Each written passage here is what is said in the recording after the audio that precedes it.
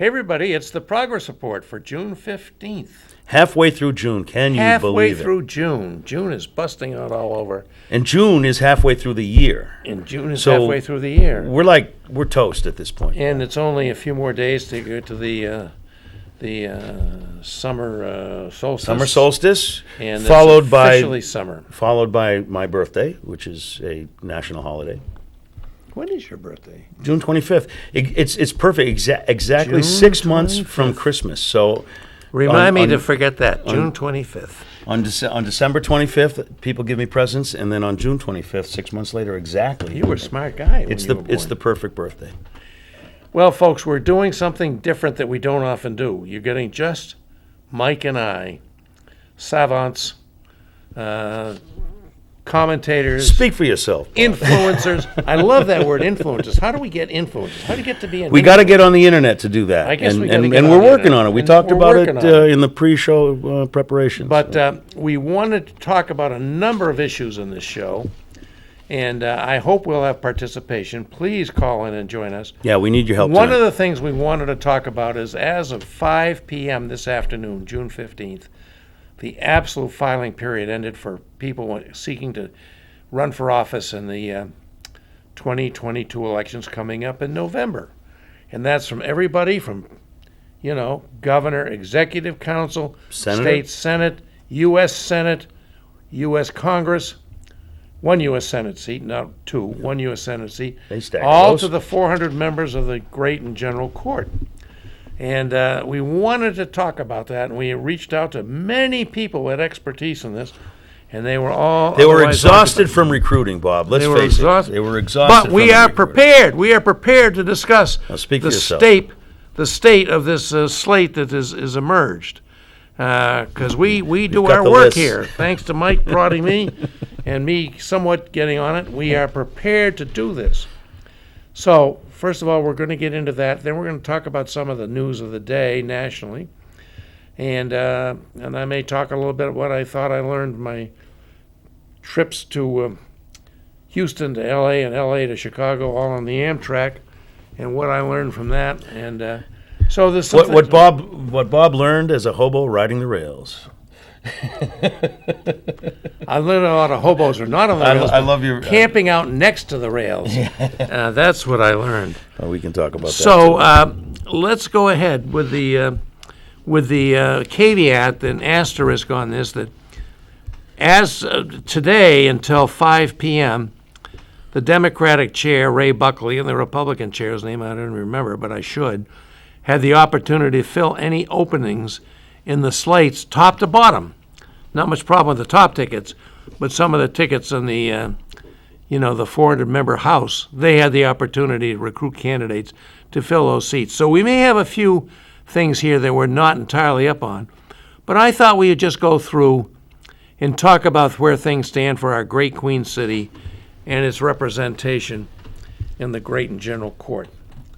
Before we get into the details, Bob, I wanted to mention that I printed out the Republican filings and the Democratic filings, and there literally are twice as many pages of Republican filings as Democratic filings. But we learned from the news That the Republicans I had will- more holes to fill. Yes, I will hold That my was thought. according and to we'll take Kevin that call. Landrigan. Hello, caller. Hi, caller. We're glad you're joining us right off the top. We're happy to hear from you. Would you like to contribute a comment or a question? Yes. The floor is yours. What I would like, I called you a week ago or maybe 2 weeks ago. I was concerned about the homeless and Yeah. the possibility of relocating them into Stark Park. You said there was a 9 p.m. curfew in the park. I would like to know how to get rid of the 9 p.m. curfew, what needs to be done to do that, and how we can help them. Boy, Well, that's an interesting question. You got a question I can't answer for you, ma'am. It's a Well, I question. think we could- Maybe you can talk to We him, could Mike. provide a general answer. The 9 p.m. curfew is by city ordinance in all of the city parks. So in order to address that, if you were to want to get that started, you could call your alderman. You could call either of your two aldermen at large. Okay. Joe Kelly Lavasser is one and June Trisciani is the other. Or you could actually go down to City Hall during an aldermanic meeting. They meet on the second Tuesday, I believe it is, of the month. Check Sometimes the they website. don't meet in every month in summer. But they have a public comment period before every aldermanic meeting where you can go in and speak for 3 minutes, so you could say your Thank piece you. that way. But it would involve getting the alderman to make an alteration to the ordinance in order to do that. But that's how you could get the ball started. Okay, thank you very much. Well, thank glad you. to help out. Thank you for your question or contribution. This is, your question prompts me to say something that I was going to say. Yeah, we're going to jump ahead, but she got right to the end of the show. She cut to the chase. I have recently been traveling mostly by Amtrak between Houston and Los Angeles Chicago. That was all done by 2 Amtrak trains. The one called the Sunset Limited from Houston to LA, Amtrak 1, and then Amtrak 3 from Los Angeles to Chicago. And I spent several days in Los Angeles because my wife has a son that lives out there. And I can tell you, we think we've got a homeless problem in Manchester, New Hampshire. You should see Los Angeles. Every empty space, parking lot, along the sidewalks, along the way that the train comes into the city, homeless encampments in vast numbers. And it's not surprising because Los Angeles, you don't have to worry about people freezing to death in the winter. They don't have that kind of winter there. The climate is absolutely wonderful. If I can jump in, Bob, several years ago, Kathy and I took a trip out to San Francisco, and we were met with the same thing.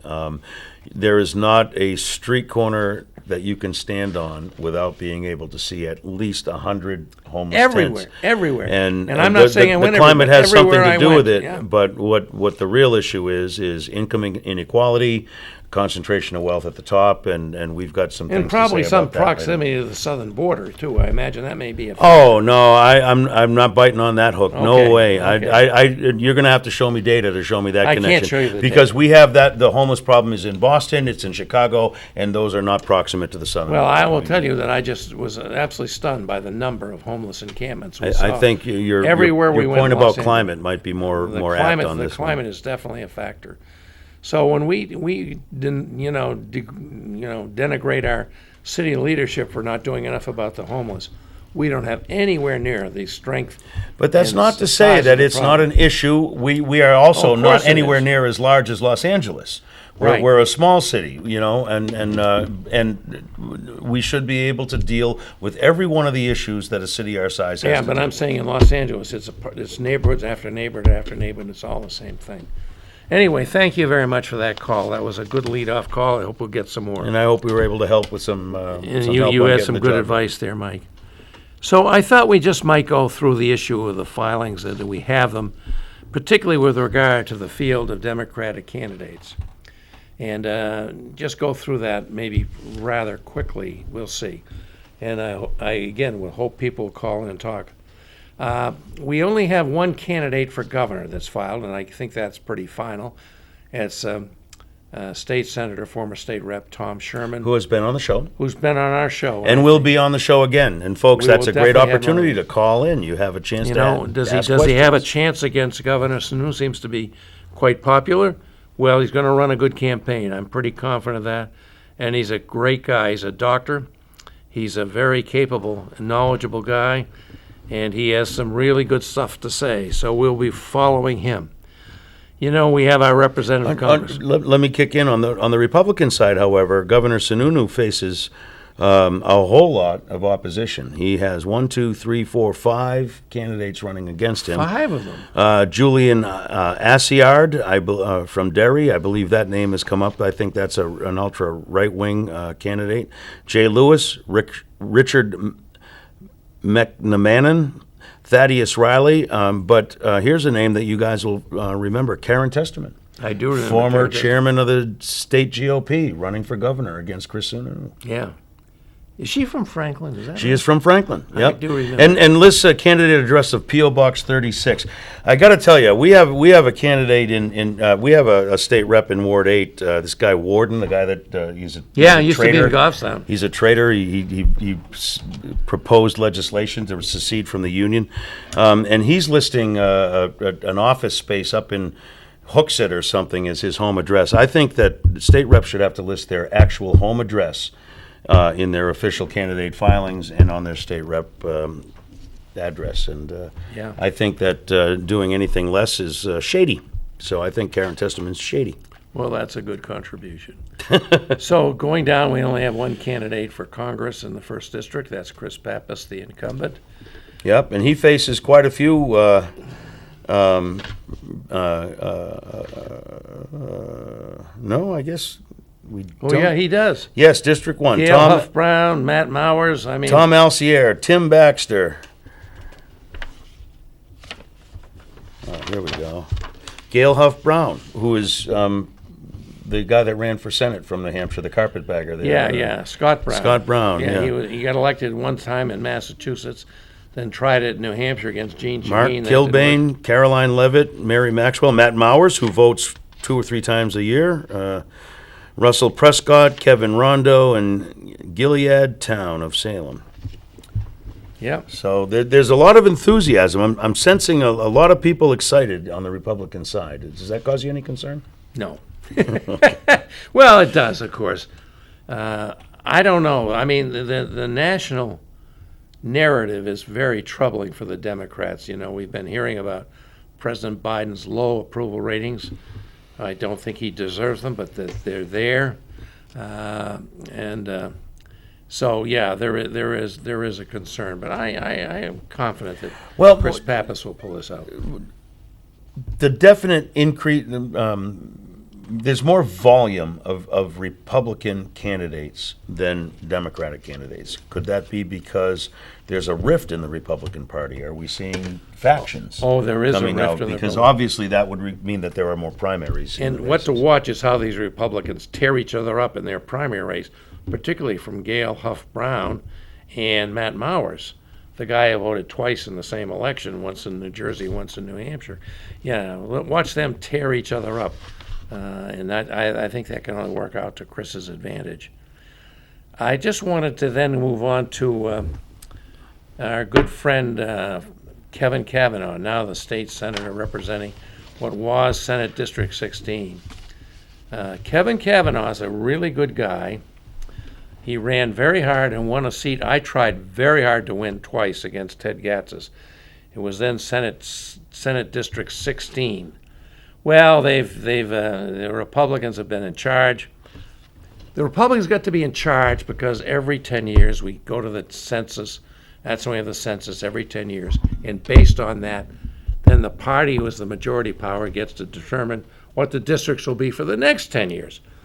We had a wonderful bill sponsored by my good friend Marjorie Smith from Durham to have an independent redistricting commission, so that this would be taken out of the hands of the politicians, and instead of having the The issue being, should the voters elect their politicians, or should the politicians select their voters? Exactly. That would have, I think. But hey, probably listen, ended. since when? 1789, the rule has been every 10 years we have a census and we redistrict. Everybody knew that, and the Democratic Party had every chance to win in 2010, and they had every chance to win in 2020.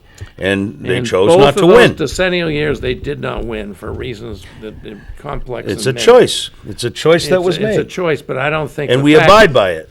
And I don't think the fact that it was going to determine the election redistricting results played a big part in either. I don't of those either, elections. but let me tell you what, I bet that if they had brought that issue up, if people became aware, people always noticed the redistricting in 2011, in 2021. Yeah. That's when people notice redistricting. Yep. People don't notice redistricting in the 9 years. Yep. And that is when the Democratic Party has to start talking about it. We always whine and complain about it in the 1 years and the 2 years. Yep. We never complain about it in the 8 and the 9.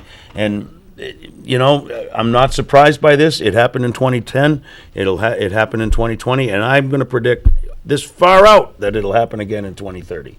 So what do? You may be around then. I'm not sure I will. Well, be. we come around with these great I wanna plans. look down from Let's have a above and see what's redistricting happening. commission and all this baloney. Let's just win elections, and then we can get the things that we want to get. Well, anyhow, I heard Kevin Cavanaugh on the floor of the House inveigh against the redistricting done under the leadership of Representative Barbara Griffith, who's now aspiring to be a state senator I thought she was a better person than this, but she was totally partisan. Everybody in this. thought she was a better person than And this. she was not a better person. These She were was terrible a terrible districts. person.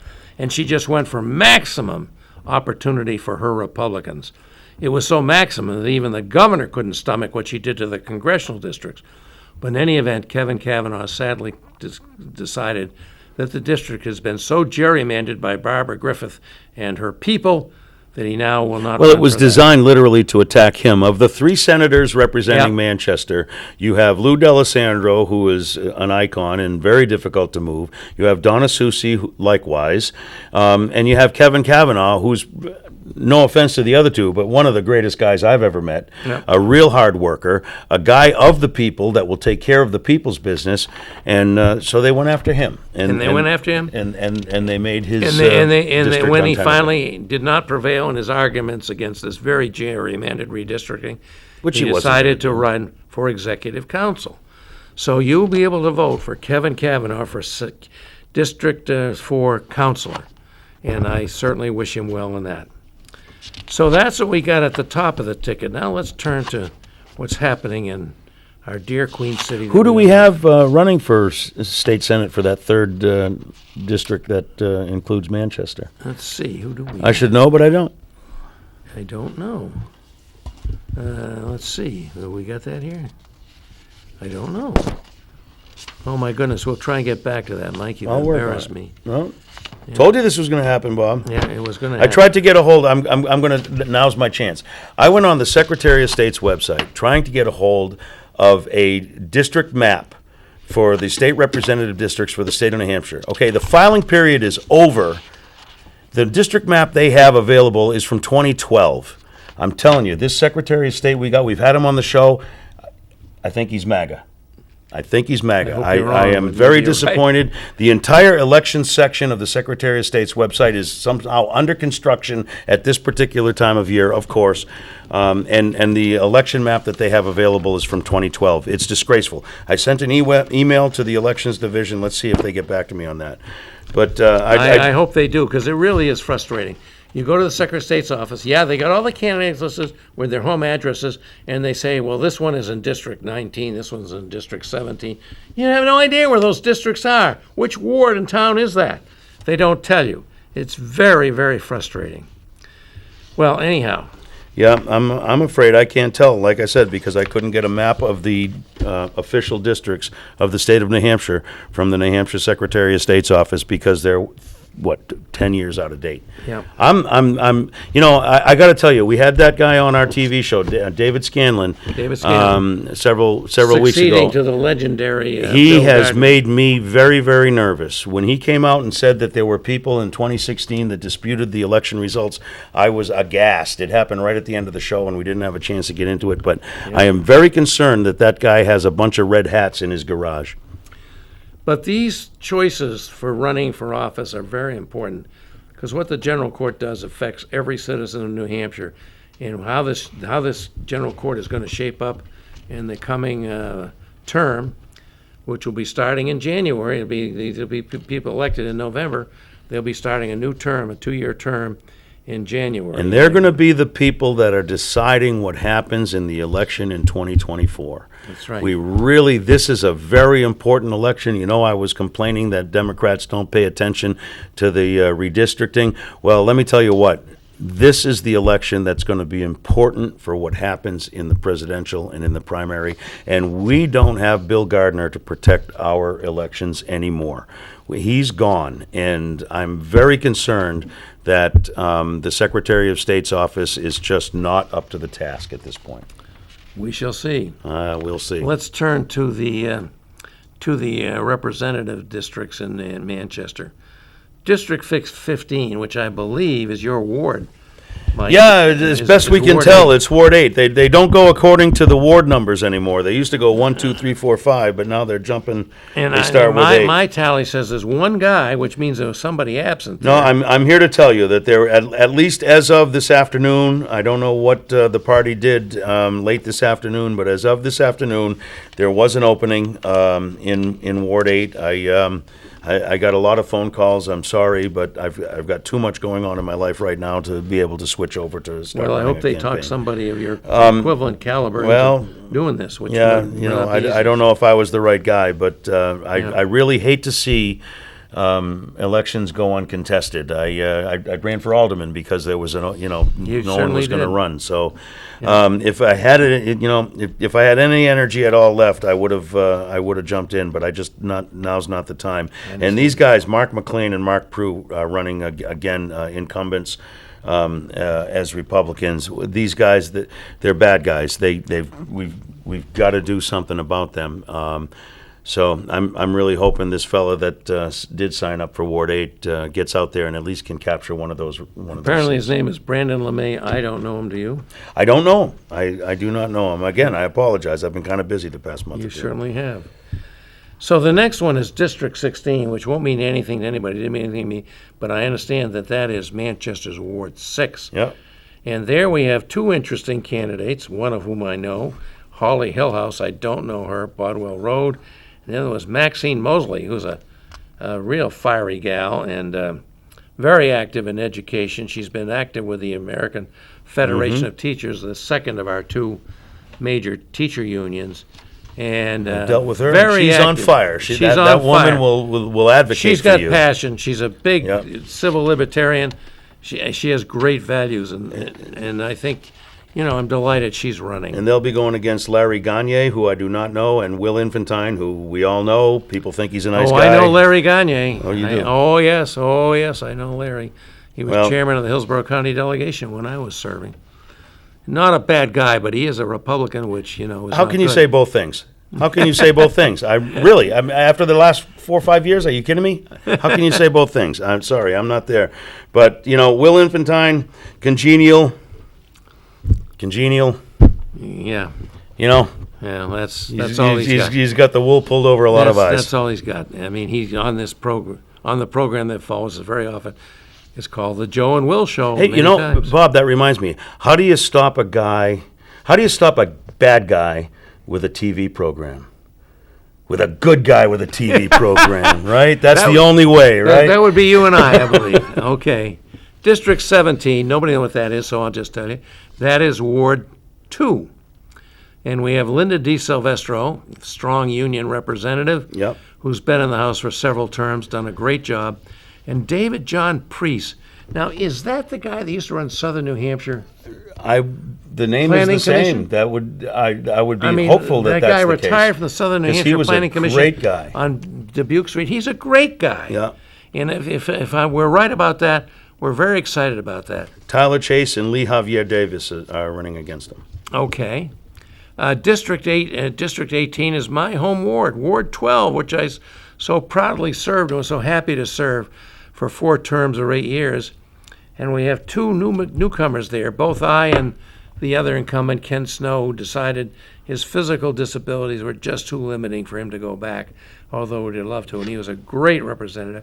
We have 2 there. Jessica Grill, who has, again, been very active in promoting the Democrats as a member of the staff of the city committee. Is that right? Do you know? I don't know. I have not I know she's been done that a lot of work. associated with the city committee And lately. Juliet Smith, all I know is I understand she's a long-term educator. And so I hope, very hopeful for those 2. And their opponents will be Matt Whitlock and our friend Dick Marston. Dick Marston. Now, Dick's an interesting guy. You want anything to get done, vote for the Democrat. District 19, which is Ward 10, another West Side ward. Jane Bolio, who's done so much for this city in so many capacities, from the Conservation Commission to setting up the bike tour that's been such a success, goes out and works on, sprucing up. Jane's everywhere. Jane Jane's volunteers everywhere. for everything. She's the daughter of our late mayor, Emil Bolio, and she's just a terrific person. You want something done, you go to Jane, and she'll go out and do it. And Heidi Hamer, who's a very strong Democrat. Absolutely fantastic candidate. And helped us with the preparation from this show, because her husband was able to lay out what the Secretary of State did not, which of these districts involves which wards. So we really thank you, Gary. And as far as And Pam. opposition, that actually is a district that folks should pay attention to, because you got two really great people, decent people, good, kind people. And their hardworking. opposition are Tammy Simmons, who is now Tammy Simmons Garthwaite, and apparently someone who lives at the same address. I'm going to assume her husband, Daniel Garthwaite. And we know Tammy Simmons. Don't do anything. Anything that's good is bad, and anything that's bad is what she's in favor of. So that is a race that really is going to have some impact. You've got some Very good. You've got some people that it'll make a difference. These good people will be remarkably better for the people of Manchester than the people that are running against them. Now, the next district is District 20. Which ward is that? I don't have that down here. Couldn't tell you. I'm Again, sorry. the Secretary of State does not have a map available I'm for the sorry, people of I did New not Hampshire to note look from at. Gary Hamer's thing about which. But this ward has 3 Democratic candidates, which means it's a contested There'll ward. be a primary. Hooray! There will be a primary. Candace Moulton is a fine young woman, and I know Candace and admire her. Josh Query is a very good contributing incumbent. Alessandra Murray, I don't know. And then in District 21, which is Ward 1, my former home, and there is a contest of 3 people there. Jeff Goley, who's been there for quite a while, firefighter, and he's done a great job, I think. And Diane Langley, who's a disabled person but has served very well, and my friend Christine Siebert. So there will be a contest there. That's an interesting contest.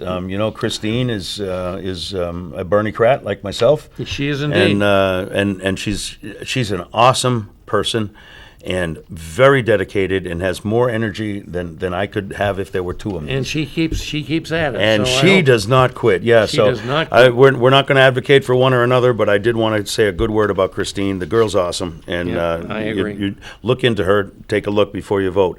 And in that District 21, the Republicans have Andrew and August Fromuth, both of 1300 Union Street in Manchester. I don't know much about them, but it looks like I they wonder share if a they're name. related to the guy from Plymouth that was a very important part of the energy debate up in Concord, Bart Formuth. I don't know. I'm Wouldn't just know. Curious. So, District 22, which is Ward 11, another West Side ward. Again, we have a contest coming up here, primary contest, between longtime incumbent and Patricia Cornell, Patty Cornell. She's served with distinction. Sarah LaChance and Nicole LaChance. Nicole Leapley.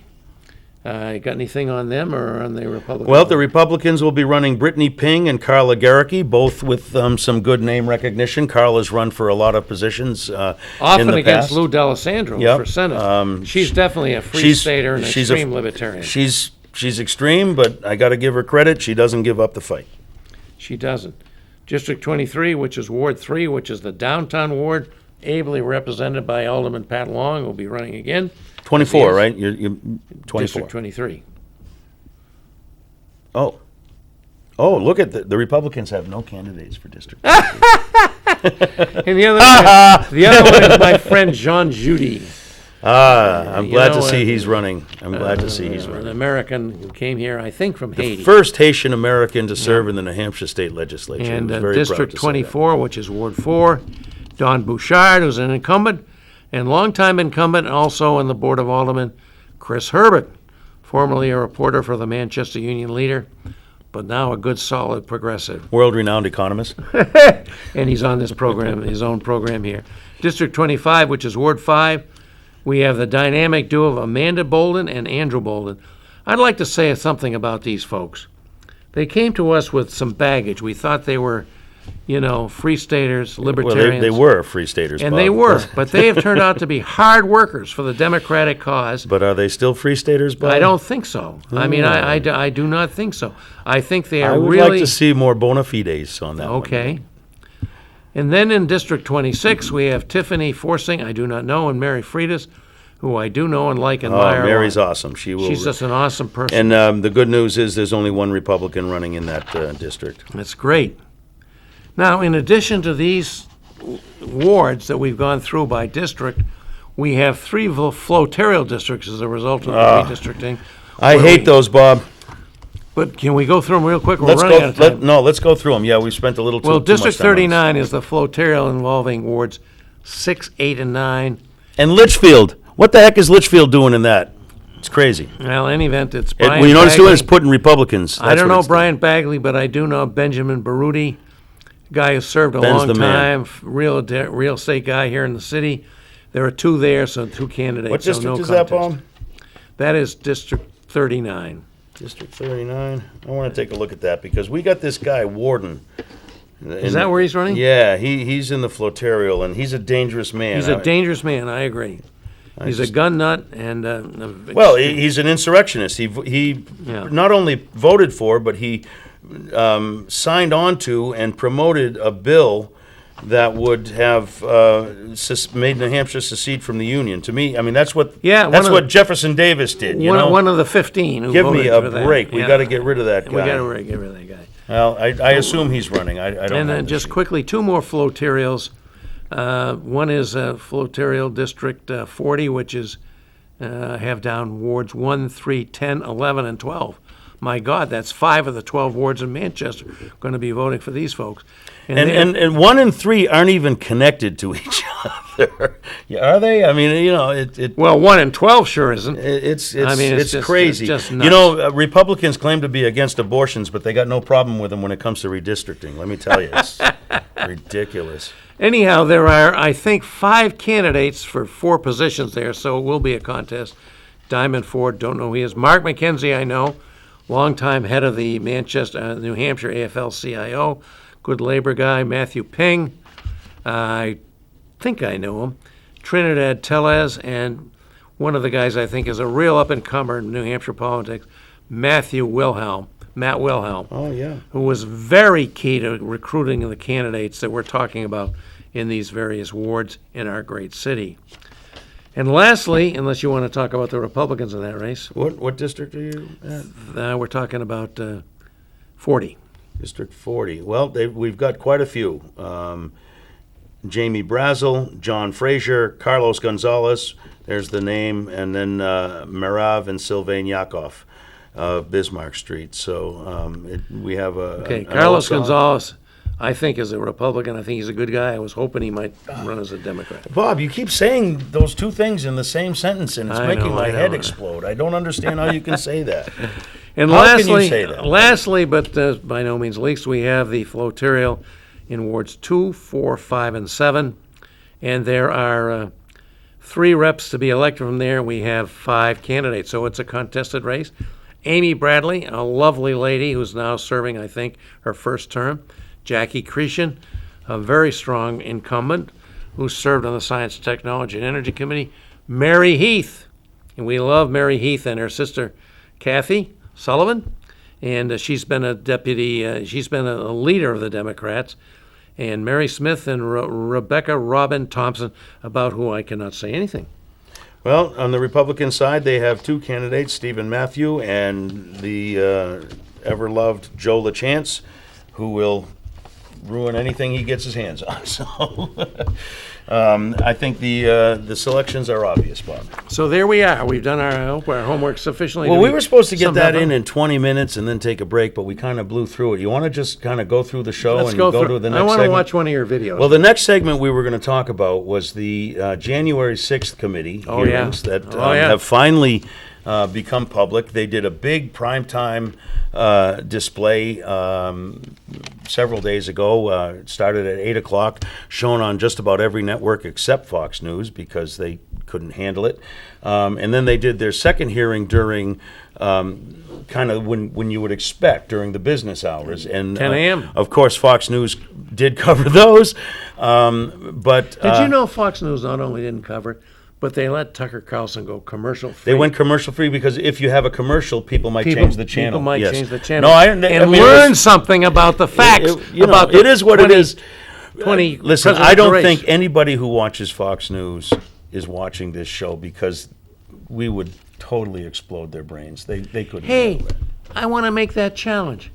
Any of you MAGA people out there, any of you Trumpers, please call in and talk to us and tell us why you're not believing of anything that you're hearing that the January 6th committee has produced about the big lie that the election was stolen. I did Call in and talk us to it. Tell us what your evidence is. We'd love to hear from you. I did bring in a video. We'll give you full opportunity, have your say. Please have some evidence, though. Yeah, okay. I did bring in a video, but before we get to that, I did want to point out that all of the testimony, all of the evidence, all of the statements that were provided in both of those hearings were provided by Republicans.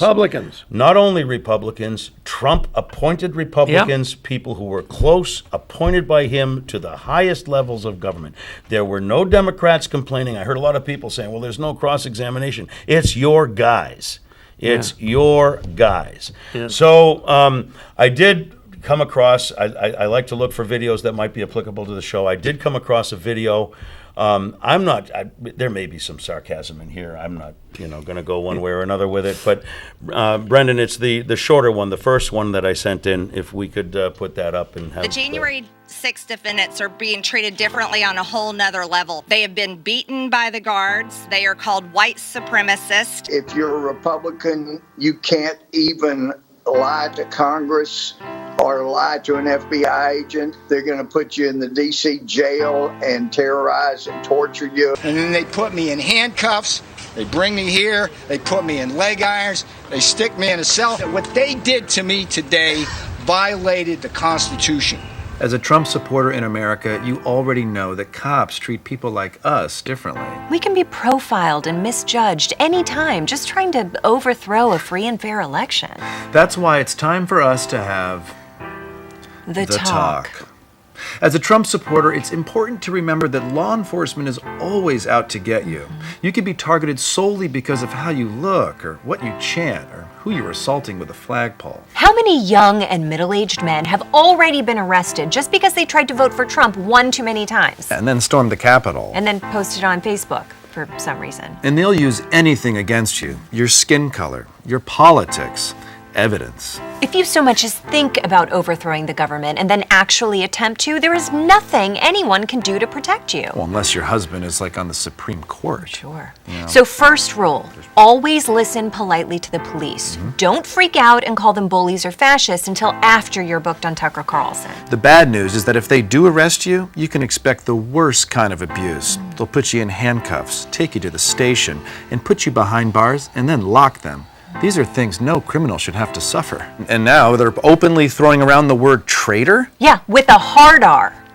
You know, every time I see a young man being hassled by police for smearing feces on the walls of Nancy Pelosi's office, I think that could be our son.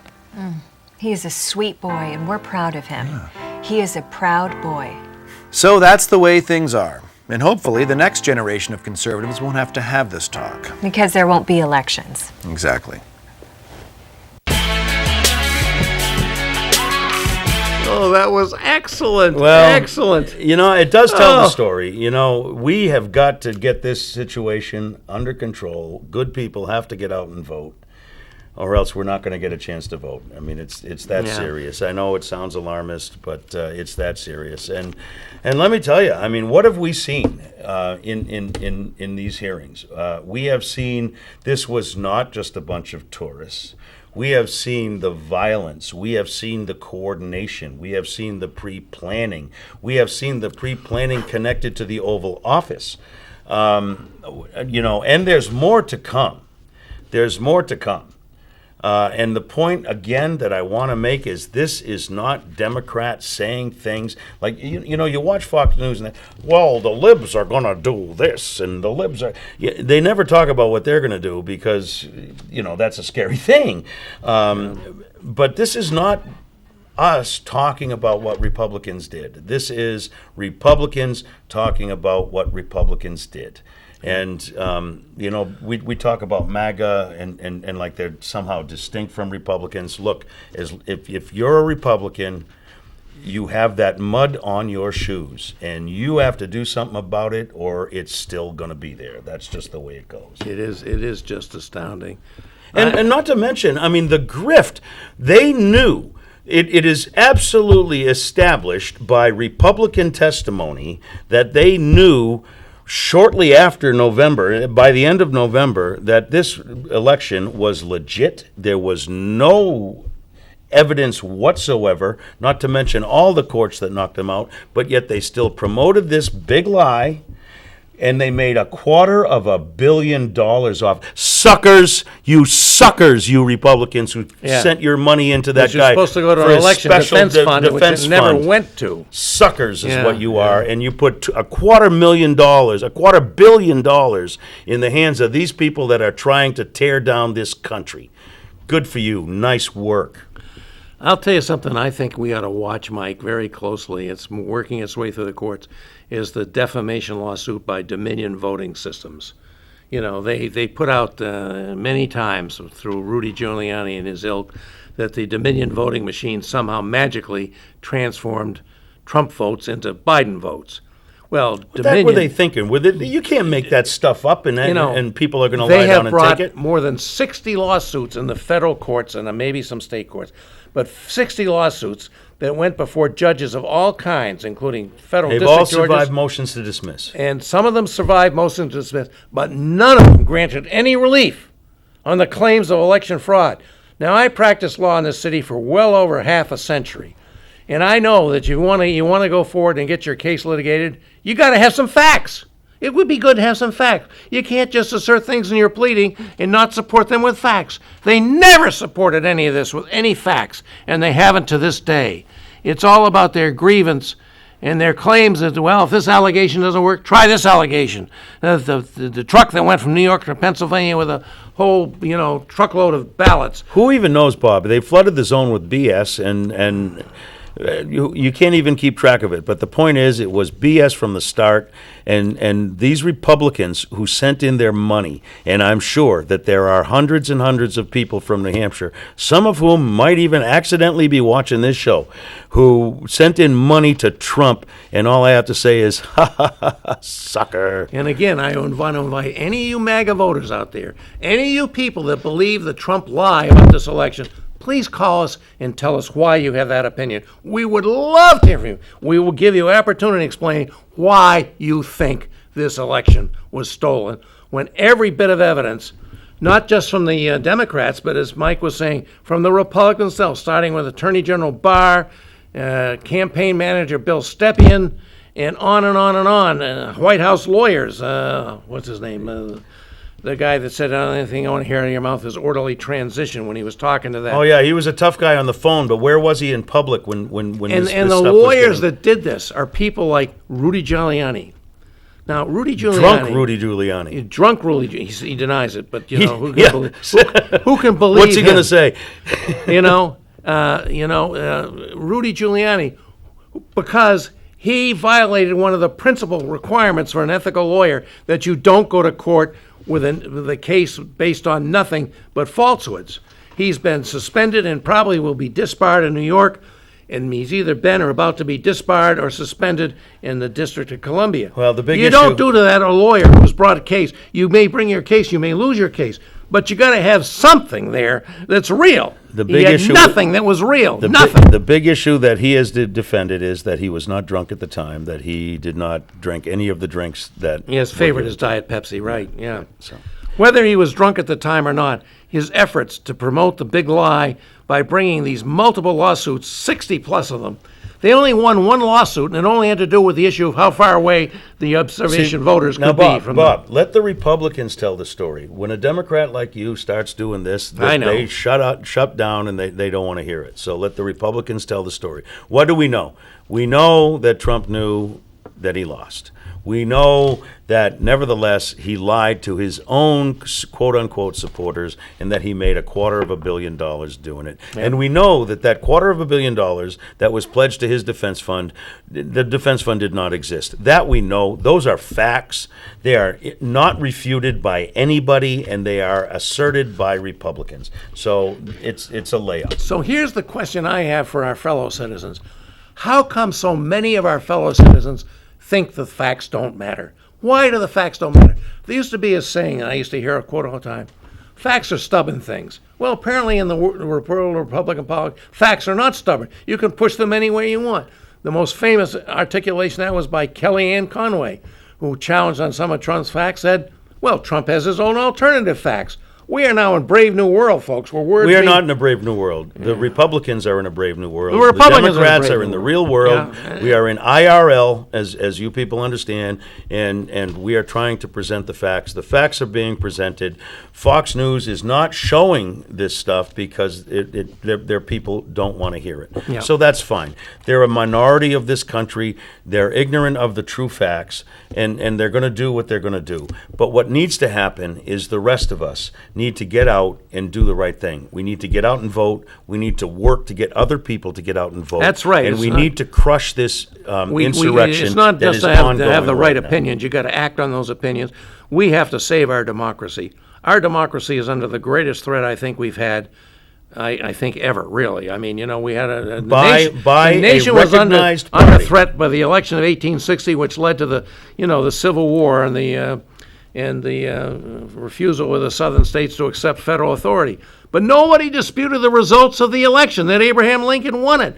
This is the first time in American history that the loser has refused to accept the results of an American election. And he did it without any factual basis whatsoever. And I don't understand, maybe, Mike, you can tell me, how come so many of our fellow citizens buy this crap? Bob, I'm sorry. language. Well, William Barr used the same phrase. I apologize. Well, they bleeped it when you used it on TV. Well, they You have can't bleeped do it that. all the time. I'm sorry. And I'm going to say, you want to know why they buy it? Because Democrats go crazy, and they love making Democrats go crazy, and you're helping them. I So guess I am. Relax. I guess I am. The facts are the facts, and we don't have to get fired up. Well, I We can't. do not have- I can't. and by the way, I by the can't way, help it because I do love this not- country, and I think this country is the But Bob, beacon of democracy Bob- and needs to continue to be. Then get Democrats to vote for good Democrats. Yeah. Get Democrats to get out there and And- persuade and, independent. I You will are say- not. You're not. You know what? Here's a great example. Maggie Hassan. She's fighting Democrats to do this or that or the other thing. Really? You trying to get Republicans to vote for her? Well, guess Well, what? see- She lost my vote. She Well- lost my vote because I'm a Democrat. You want to fight a Democrat? You're fighting me. See, there's the problem for us right there. We Democrats are fighting each other over. We Democrats do not know how to exercise our power. When we win, ideological we're purity. weak and meek. Well, Democrats have to exercise power like Republicans do. No, I don't. We have a difference of opinion there, No. Mike, I must say. I'm right and you're wrong. That's the only problem with it. You want to go on to a couple other issues going on, like climate change and some of those other things? Because I got a great Bernie video to put up. Well, let's do your Bernie video. All right, I'm now- not a Bernie guy. You are, but I want to listen, listen. I wanna watch this. that's why I led this way, Bob. We got a few more minutes in the show. This is Bernie Sanders. I'm going to point out one thing. He's not left or right. He's independent. He is independent. He is the longest seated independent representative. If you want an in independent, Congress. I'll take Angus King from Okay, me. fair Go enough. ahead. But he's an independent. Second of all, I defy anyone watching this show or you, Bob Backus, to point out a single, even questionable statement that he makes. None of what he says is untrue, and I defy anyone. Listen carefully and try to find an untruth in what we're going to see. Brendan, can you put that? I'm the longest-serving independent in the history of the United States Congress. So what I'm going to tell you today is not something that you hear very often on Fox or CNN or ABC or the Washington Post, or in fact in the halls of Congress. What I'm going to tell you is that the working class and the middle class of this country are in serious trouble. We are moving toward an oligarchic form of society where a small number of billionaires not only have extraordinary wealth, they have extraordinary political power. We are living at a time when half of our people are living paycheck to paycheck in the wealthiest country on earth, when 70 million Americans have no health insurance or are underinsured, when we have a starvation minimum wage at the federal level of $7.25 an hour, where half of the elderly workers, older workers in this country, have nothing in the bank as they fear retirement. What I believe is that now is the time not to defend the establishment, which is doing phenomenally well, when you have two people on top in America who own more wealth than the bottom 40%. Two people, top 1% owns more wealth than the bottom 92%. CEOs of major corporations today are making 350 times more than their workers, and we have more income and wealth inequality than any time in American history. Now is the time for the American people to stand up, make it clear that enough is enough, and that we need a government that starts representing all of our people, not just wealthy campaign contributors. What does that mean? It means that we have to end a corrupt political system in which big money buys elections. It means that we have to end a very unfair tax system in which billionaires in a given year don't pay a nickel in federal taxes. It means we have to raise the federal minimum wage to at least $15 an hour. It means that we have to join every other major country on earth in understanding that health care is a human right, not a privilege, and stop spending twice as much per capita on health care to enrich the drug companies and the insurance companies.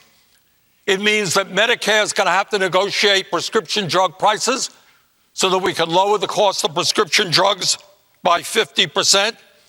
It means that we cannot continue to be the only major country on earth not to have paid family and medical leave. It means that we have to restore the $300 tax credit so that we are not continuing to be a nation which has one of the highest rates of childhood poverty in the United States. It means that we have to expand Medicare to cover dental care, hearing aids, and eyeglasses so that elderly people in this country can live out their remaining years in dignity. And it means, among other things, that we cannot continue to ignore climate change, which is an existential threat to this planet.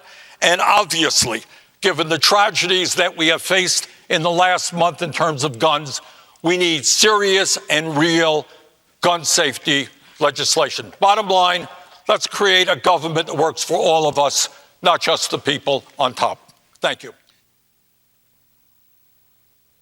Are we going to get Lindsey Graham's response? No, but what's your argument against that? No?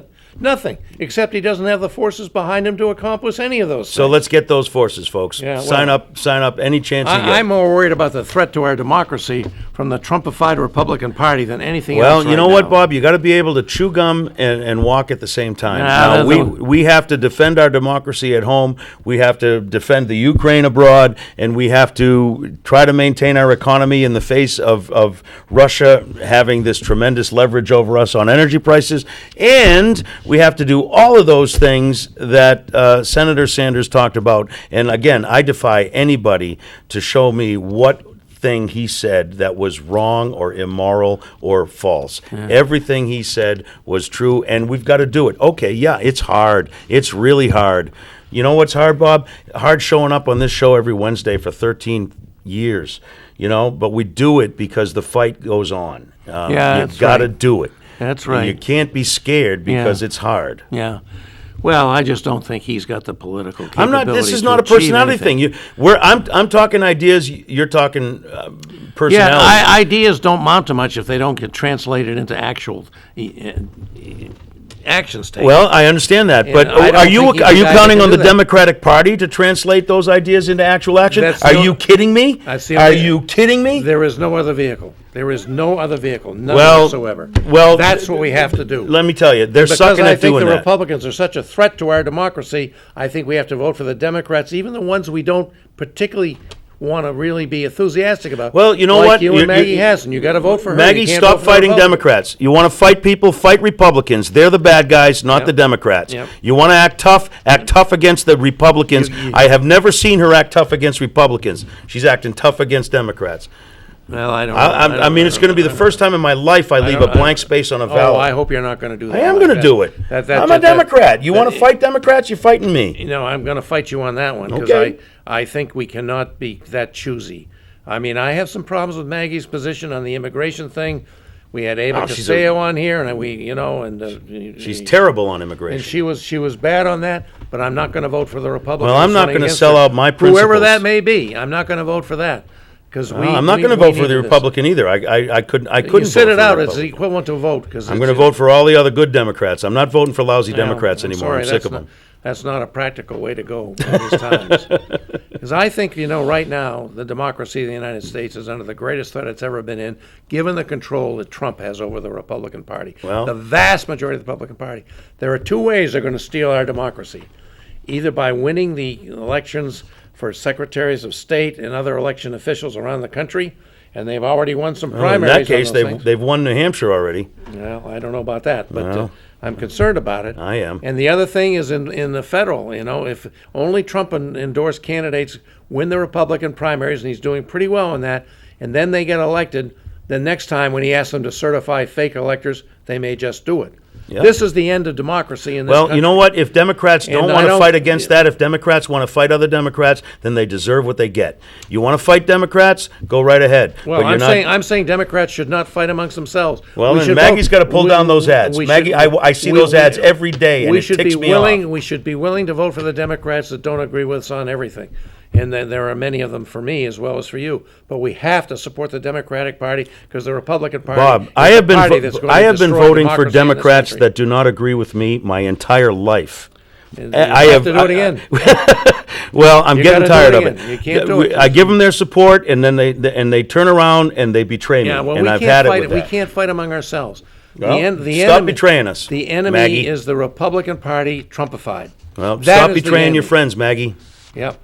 Well, you when the push comes to shove, I can't believe you're really going to do that. I'm going to leave it blank. I've had mean, it. Between the immigration issue and the racism exhibited by that, and coming out on TV and saying that she's pressing on Democrats, really? Okay, good. You go right ahead. I'm not with Good you. job. I'm not- I hope you get a lot of Republican I'm not votes with you doing on that. that at all. I think you Fine. know, as governor, some of the people. She's taking you for granted, and you're buying right into it. I got to do it because there's no good alternative. being taken for There's granted. No good alternative. As you know, as many prominent Republicans like Governor Christine Todd Whitman of New Jersey and others have said, I don't agree with the Democrats on their policies, but I think we need to vote for the Democrats. It's essential for saving our Well, democracy. maybe those Republicans that's can from a can solid can vote for Republican like Democrats. Christy Todd Whitman, Good the for her. former governor of New Jersey, former EPA administrator, I believe. So those are some of the things. So we got pretty head up here today, didn't we, folks? And I wish we had a call from a Trump supporter. Boy, would we love to hear from a Trump supporter. I wouldn't have explain minded to a us. call from an anti-Trumper. We I need wouldn't have more minded a call calls. from anybody. I got pretty head up here. I apologize for maybe violating the language code here, but I do believe we are in a very dire position in our country. And if we cannot stop the ascent of Trump to a possible second term, I mean, it's over. It's over. Well, you want to know the way to do that? Govern when you were in power, and we've got Joe Manchin hamstringing the Democrats. We got Kristen Sinema hamstringing the Democrats. Joe Biden. Oh, there's nothing I can do. Well, do something, man. You've had 2 years. Let's go. He's done everything I think he can reasonably do. He wasn't a Delta winning ant. No, he wasn't. The fact is, we cannot do anything in the Senate when it's equally divided. We have to have 60 senators. Yep. And now we have this big announcement of some little dinky little advance on gun Pathetic. safety issues. Pathetic. But it's all, We'll all, take we, it. all we can get, because we got to get 10 Republicans to join all 50 Democrats for anything can be done. It's a rotten system, but it's a system we're living in. And it's really crazy because states like Alaska and Wyoming have 2 senators just like New York. I mean, and New Hampshire has 2 senators just like New York. It's ridiculous. It is the most undemocratic body that I've ever seen, and yet they add to the undemocraticness of it by adding the filibuster. Yeah, and then man, gerrymandering I got to redistricting. tell you, well, how do you infuriating. gerrymander a Senate seat, Bob? You can't gerrymander a Senate seat. Well, the founders of our Constitution did that when they gave every state 2 senators, even though some states Wow. had vastly more people than Well, others. they're supposedly to represent it's the the states. ultimate gerrymander was New decided in Hampshire's doing its 1787. part. We are sending 2 Democrats to the United States Senate. We're doing our part. We cannot control any more than that. But let me tell you what. If Senator Hassan wants my vote and the vote of other Democrats like me, I think that she's got to start acting like a Democrat and stop fighting with us. Senator So, Hassan, wrap it up, Bob. You got It's my time to vote. wrap it up. And we'll be back She's going to have next to week. earn my vote. Take care, everybody. See you next week. See you next week, folks.